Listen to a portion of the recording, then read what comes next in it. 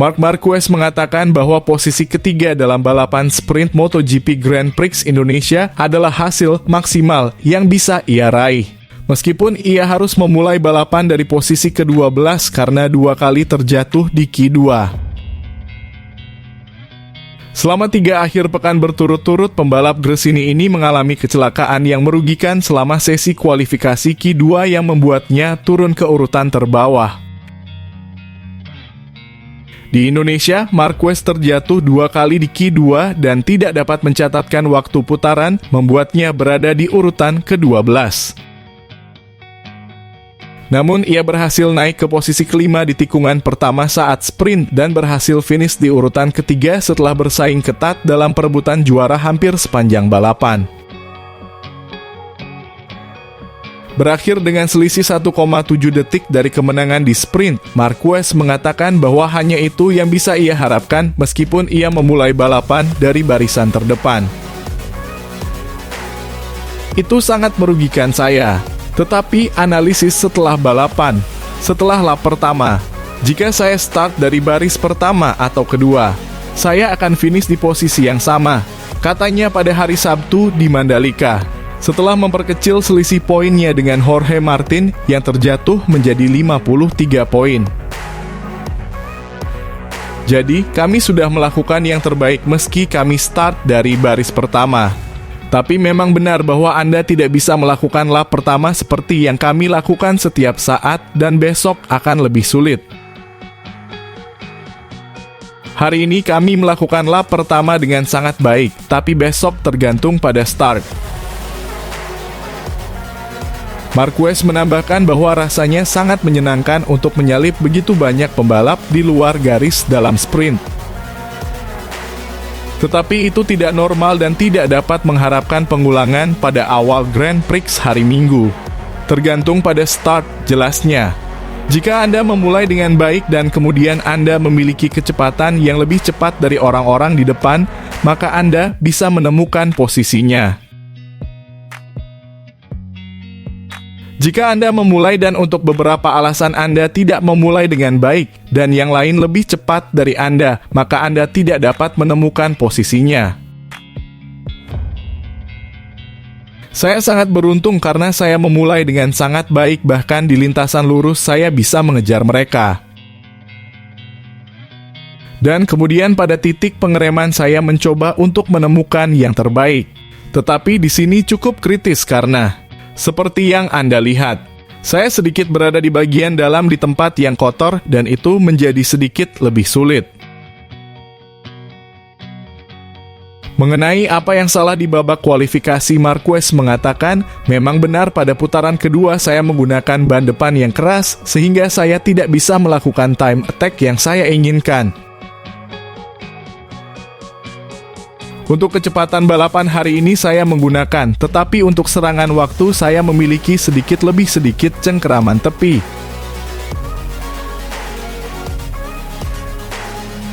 Saya mencoba mengaturnya dengan baik, tetapi saya tidak bisa. Dan ban pertama kesalahannya sedikit mirip. Saya sempat mengalami momen di bagian belakang karena saya mengunci bagian belakang dengan rem belakang.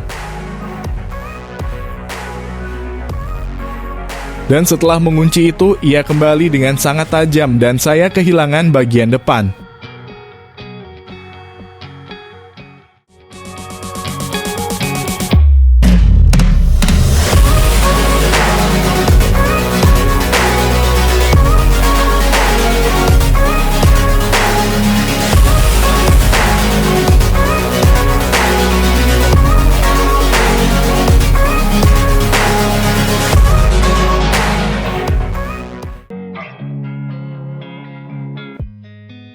Marc Marquez berhasil finish podium 3 di sprint race Mandalika setelah alami crash di kualifikasi dan start dari P12.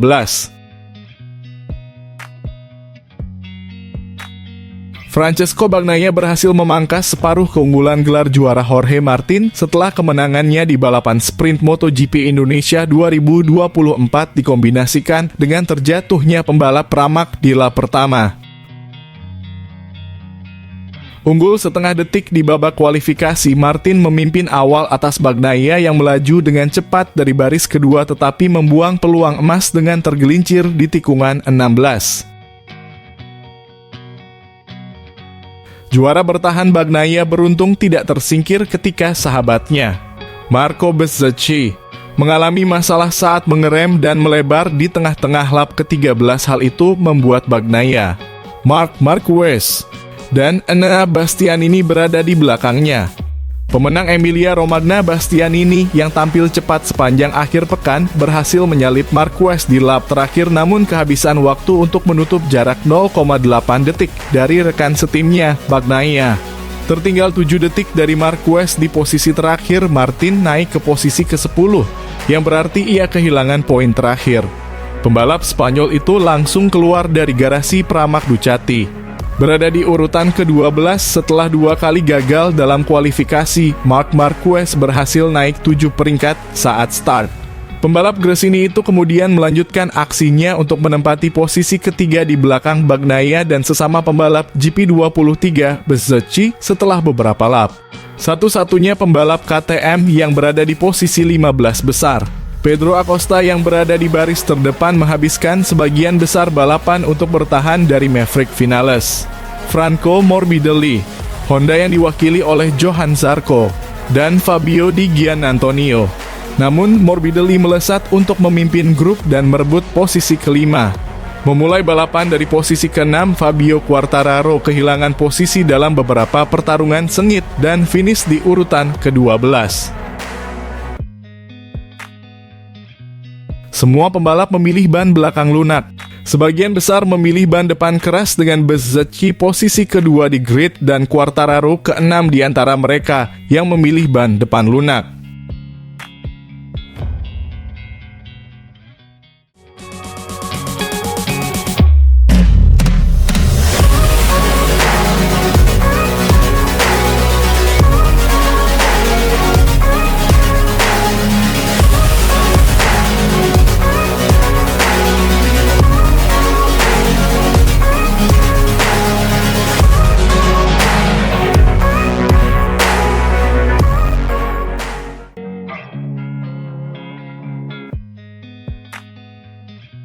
Marc Marquez tidak menjalani latihan terbaiknya hari ini, tetapi dia masih menjadi protagonis dalam 2 aksi. Yang pertama adalah penyelamatan saat motornya hampir jatuh ke tanah. Pada sudut 65 derajat, ia mampu mengangkat motornya dan menghindari jatuh ke tanah.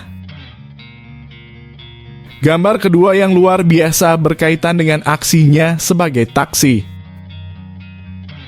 Pecco Bagnaia tidak berhasil mencapai kotak dan terjebak di tengah lintasan, tetapi Marc Marquez muncul untuk menariknya dan membawanya ke kotaknya.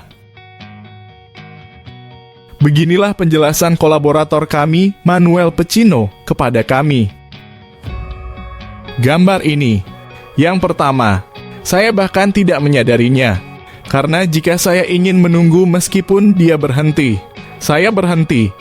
Artinya, saya tidak peduli. Anda tahu bahwa ketika saya ingin melakukannya, saya tidak tahu malu. Tetapi tidak, itu adalah kebetulan. Saya memberitahu tim untuk membawa saya keluar untuk 3 putaran dan mereka memberi saya oke. Saya keluar untuk 3 putaran dan saat dia berhenti, saya bahkan tidak melihatnya. Memang benar bahwa saya kemudian gagal dalam serangan pertama dan kemudian saya terjebak dalam sebuah kereta kecil. Tetapi jika Anda memperhatikan bahwa saya melakukan putaran di belakang, saya memang melakukannya. Itu adalah kereta dan saya memiliki Zarco di depan saya, yang bukan tipe orang yang Anda cari untuk melakukan putaran, kata Marquez di penghujung hari. Apa penyelamatan terakhir yang Anda ingat dan bagaimana Anda melakukannya? Karena Anda berada pada posisi 65 derajat dan hampir saja Anda menabrak aspal.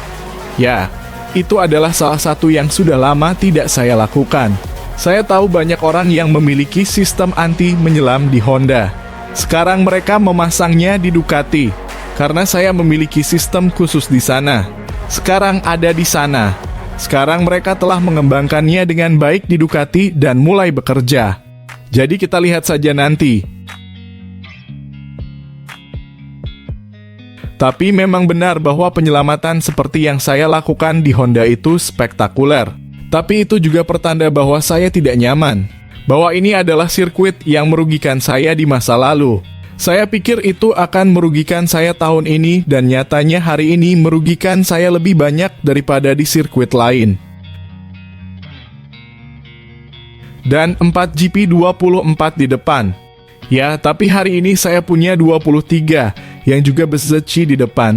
Jadi saya memiliki titik lemah di tikungan 2 yang membuat saya kehilangan lebih banyak dari biasanya. Saya kehilangan banyak hal, terutama saya tidak dapat memanfaatkan ban baru dengan baik di sana. Dari ban lama ke ban baru saya kehilangan 2/10 dan yang lainnya dari ban lama ke ban baru saya kehilangan hampir 4 atau 5 detik. Jadi saya akan mencoba untuk meningkatkannya agar lebih dekat dengan 24. Tetapi sekali lagi mereka cukup jauh di depan, terutama Bastianini dan Martin.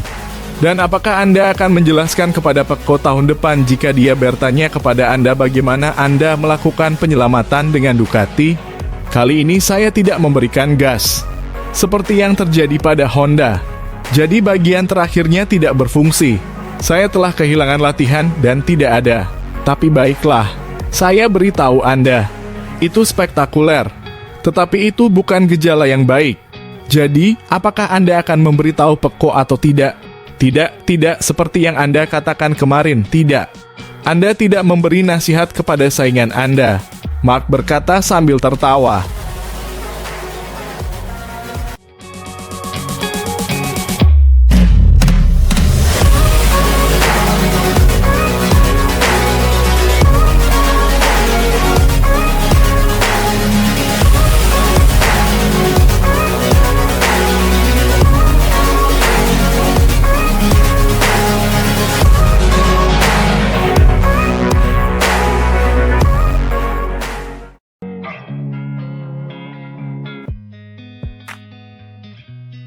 Enea Bastianini berhasil mengungguli Jorge Martin untuk kedua kalinya dalam 5 hari terakhir dan memimpin latihan hari Jumat untuk MotoGP Indonesia 2024 di Mandalika.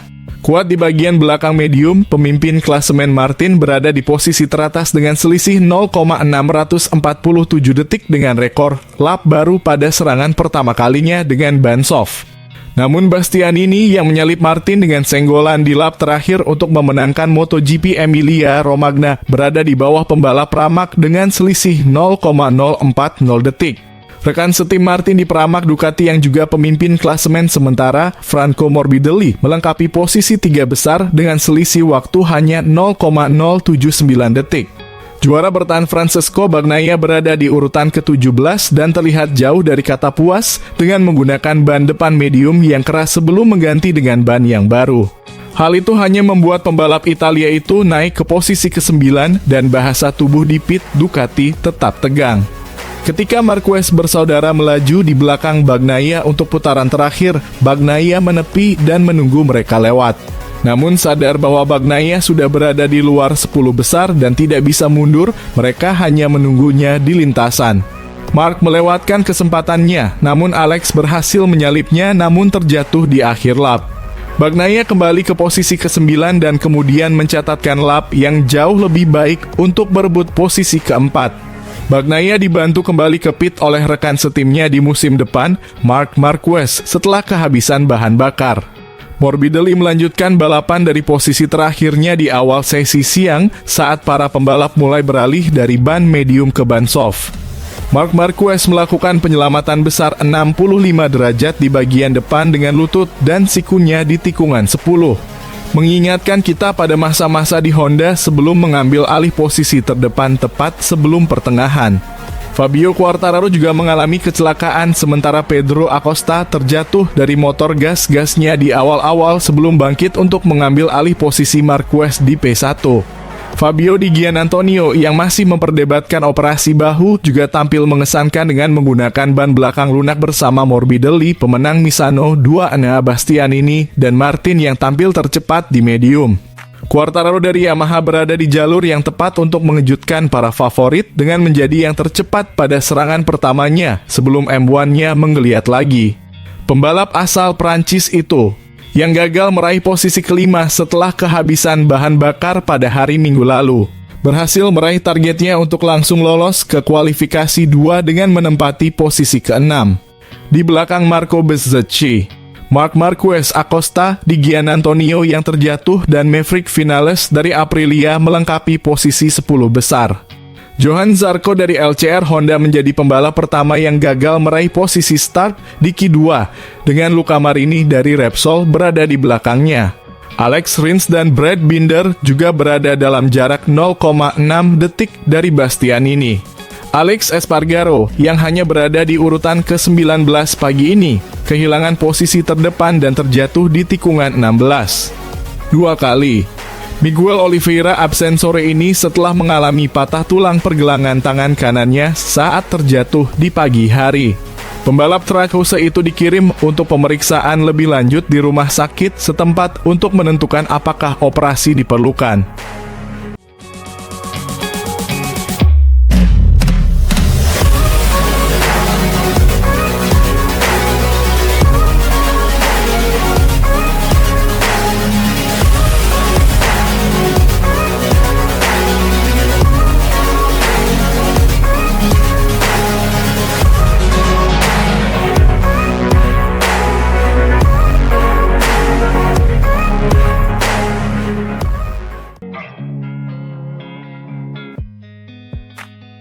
Marc Marquez mengatakan bahwa ia tidak akan memberikan saran apapun kepada Jorge Martin untuk membantu pebalap asal Spanyol tersebut dalam upayanya meraih gelar juara MotoGP 2024. Menjelang Grand Prix Indonesia akhir pekan ini di Mandalika, Martin memimpin klasemen sementara dengan 24 poin setelah finish kedua pekan lalu di Grand Prix Emilia-Romagna.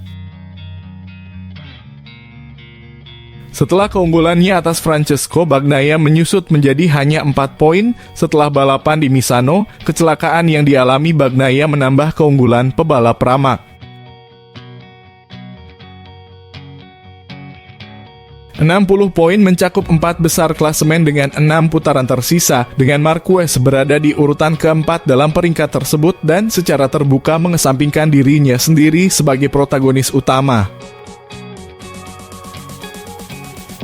Memang ketika ditanya bagaimana ia menghadapi tekanan kejuaraan pada tahap musim ini, pembalap Gresini ini mengatakan kepada Motorsport, "Bagi saya sudah mencapai target saya untuk musim ini. Jadi, tetap menikmatinya adalah kuncinya." Tahun lalu Marquez mendukung Martin untuk memenangkan kejuaraan pada tahap akhir musim karena pembalap Pramac itu tidak memiliki ekspektasi terhadapnya sebagai pesaing tim satelit. Ditanya setelah konferensi pers dalam sesi tanya jawab di Mandalika, apa sarannya untuk Martin saat ini, Marquez mengatakan bahwa rekan sesama pembalap Spanyol itu memiliki caranya sendiri. "Saya tidak akan memberinya nasihat," kata Marquez. "Menurut Anda, saya masih hidup dalam pertarungan. Saya tidak akan memberikan saran apapun kepada rival yang ada di lintasan atau kepada rival di masa depan. Saya tidak berpikir untuk memenangkan gelar tahun ini, tetapi Martin adalah rival saat ini dan akan menjadi rival di masa depan. Jadi mengapa saya harus memberikan saran kepada rival saya? Saya akan memberikannya kepada saudara saya dan hanya itu." Marquez belum pernah menyelesaikan balapan di Mandalika sebelumnya setelah mengalami kecelakaan parah saat pemanasan pada tahun 2022 dan tidak masuk dalam persaingan pada balapan tahun lalu. Namun targetnya tetap finish di posisi 5 besar akhir pekan ini di Indonesia dengan motor GP 23-nya.